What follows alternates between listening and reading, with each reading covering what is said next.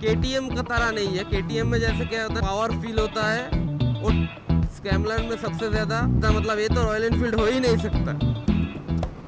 KTM की तरह aggressive नहीं है, टाइम का कोई भी बाइक एग्रेसिव नहीं है। स्कैमलर 400 आपको थोड़ा एग्रेसिव फील हो सकता है, लेकिन उसको छोड़ के जो भी, मतलब ये सेम इंजन के साथ जो भी बाइक आता है, कोई भी बाइक एग्रेसिव नहीं है। आप इजीली चला सकते हो। 40 bhp सुनने में काफ़ी लगता है, एक्चुअली है भी काफ़ी, लेकिन आप चला सकते हो क्योंकि पावर डिलीवरी बहुत लीनियर है।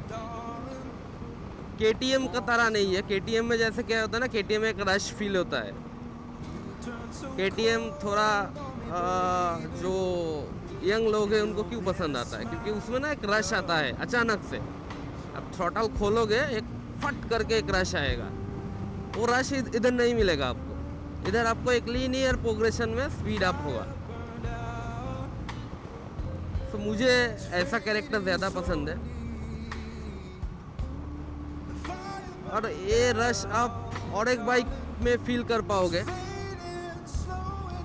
That is very surprising for me. जब मैंने पहली बार उसको एक्सपीरियंस किया था, वो है गेरिला 450, ठीक है, क्योंकि Royal Enfield are known for making relaxed engine, थोड़ा सा हाई टॉर्की होगा, गियर रेशियो टॉलर होगा, ऐसा इंजन बनाता है ना रॉयल एनफील्ड। लेकिन जिस दिन मैंने गेरिला चलाया था, उस दिन मुझे एकदम ही अलग लगा था। मतलब ये तो रॉयल एनफील्ड हो ही नहीं सकता। उसमें सेकंड गियर में जो पावर सर जाता है ना भाई साहब, आप लिटरली अगर आप बहुत रिलैक्स्ड बैठोगे ना, एंड आप सेकंड गियर दे के थ्रॉटल घुमा दोगे, क्योंकि फर्स्ट गियर में कुछ नॉर्मली लगता है, फर्स्ट गियर में सेकंड गियर दे के अगर आप घुमा दोगे इसको, तो लिटरली आपको पीछे फेंकेगा ऐसे।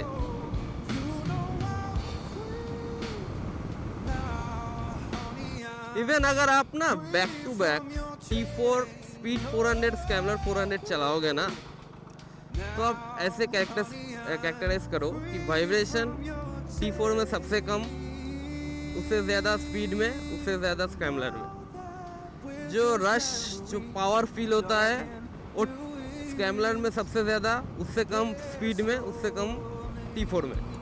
तो ऐसे करके आप स्पेसिफाइड कर सकते हो, ठीक है। मुझे कभी कभी लगता है मैं बात करते करते थोड़ा ज़्यादा ही ज़ोर से चिल्लाने लगता हूँ, और मुझे बाद में एडिट करने के टाइम पता चलता है कि कहीं कहीं जगह पे मैं बहुत ज़्यादा चीख रहा हूँ। पता नहीं ऐसा क्यों होता है। एंड अगर मैं साउंड कम करने जाऊँ तो कहीं पे ज़्यादा कहीं पे कम ऐसा हो जाता है।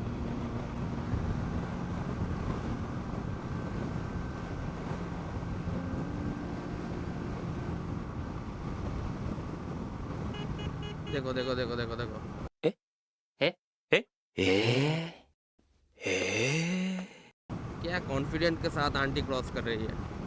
मैं 90 में था तब।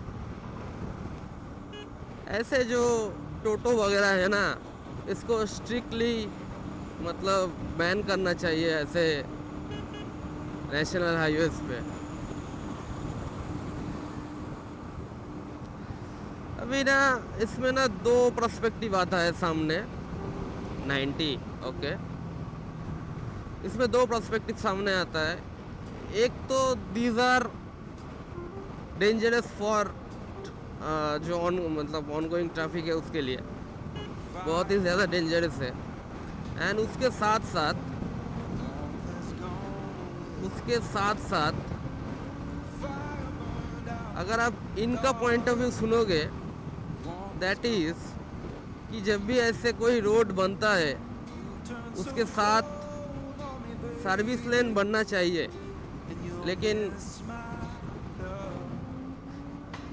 NH12 में काफ़ी जगहों पे सर्विस लेन है ही नहीं।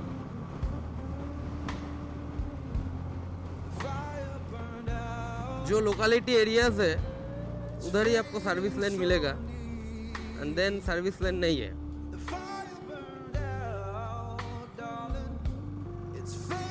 तो अभी जो लोकल पीपल है ना, वो जाएंगे भी कहाँ से? उनको भी आपको मतलब प्रॉब्लम समझना होगा कि जो नॉर्मल लोग है वो कहाँ से जाएगा। किशननगर और 30 किलोमीटर है।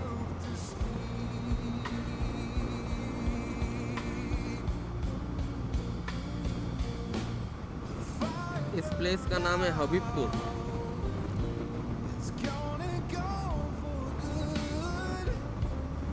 अरे यार बच्चे वगैरह लेके,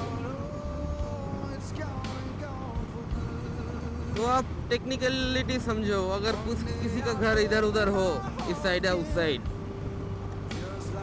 एंड ऐसे टुक टुक वगैरह है, वैन है, जो कोई भी चीज़ है, तो आपने उनके बारे में सोचा ही नहीं।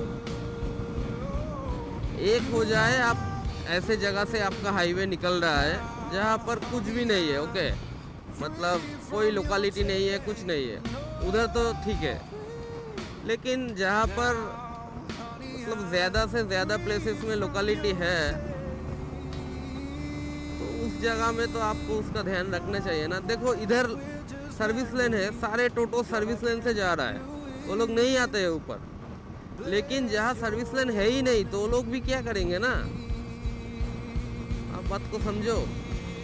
हर चीज़ सिविक सेंस में डालने से नहीं होता है। हाँ, सिविक सेंस तो है ही कम भाई, वो तो मान रहा हूँ मैं, लेकिन फैसिलिटीज़ भी तो ऐसा नहीं है ना।